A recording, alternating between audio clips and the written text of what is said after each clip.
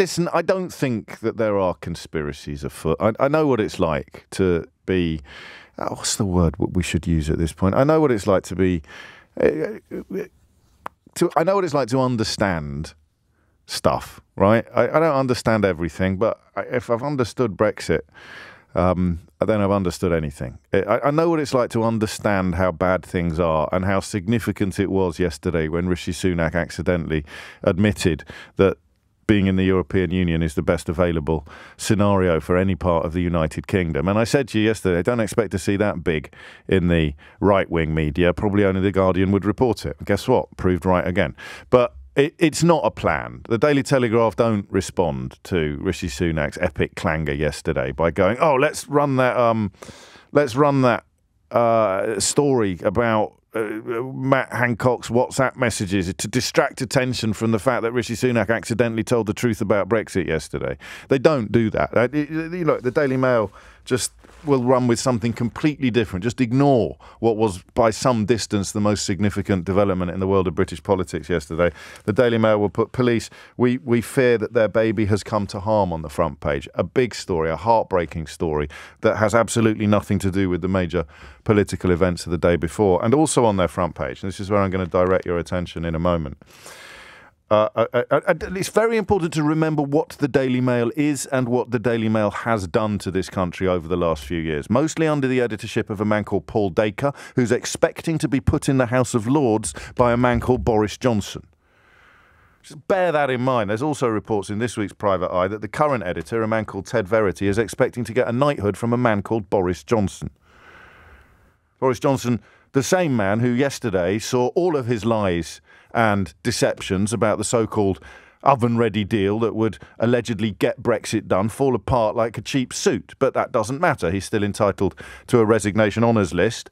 And the man who presided over the most disgusting episode in the history of British newspapers, with the possible exception of phone hacking, is set to get a seat in the House of Lords, while his successor is reportedly looking at a knighthood, which explains why they maintain their sycophantic approach to Boris Johnson, despite the fact that the rest of the world is slowly waking up to what an absolute charlatan he is.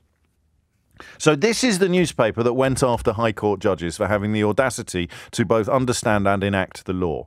Enemies of the people is a phrase that is associated with the rise of the Nazis in 1930s Germany.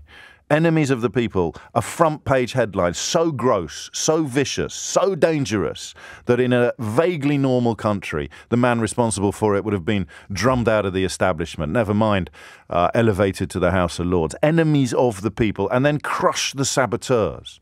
The MPs who have now been proved categorically correct about everything were desperate to prevent Boris Johnson from leaving the European Union without any deal at all, or even perhaps resisting calls for a second. Crush the saboteurs. It was under Theresa May, I think, that headline appeared. The idea that people who understood stuff shouldn't be able to exercise their democratic right in the House of Commons to vote according to things that they actually understood. And if you think that's an exaggeration, have a look back at the votes for the withdrawal agreement. All the people who spent yesterday talking about what a bang-up job Rishi Sunak had done were, not that long ago, talking about what a bang-up job Boris Johnson had done by bringing in the deal that Rishi Sunak had to undo. This isn't normal, and it's not fair. It's not fair on ordinary people. It's not fair on businesses. It's not fair on farmers. It's not fair on doctors and nurses who have to deal with epic staff shortages. It's not fair on anybody who relies upon Labour to keep their businesses afloat. It's not fair upon people already hit hard by the cost of living crisis who are having layer upon layer upon layer of extra and unnecessary expense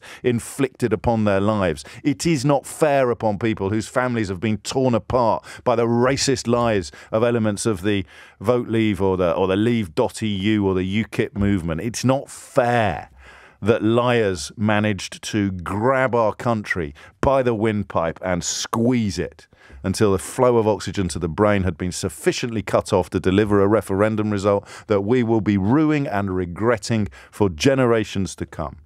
So yes, it was significant yesterday. It was significant yesterday that Rishi Sunak accidentally let the cat out of the bag, but it was not profound. It doesn't change anything. You're not going to get liars suddenly repenting of their lies and repudiating the madness they inflicted on the nation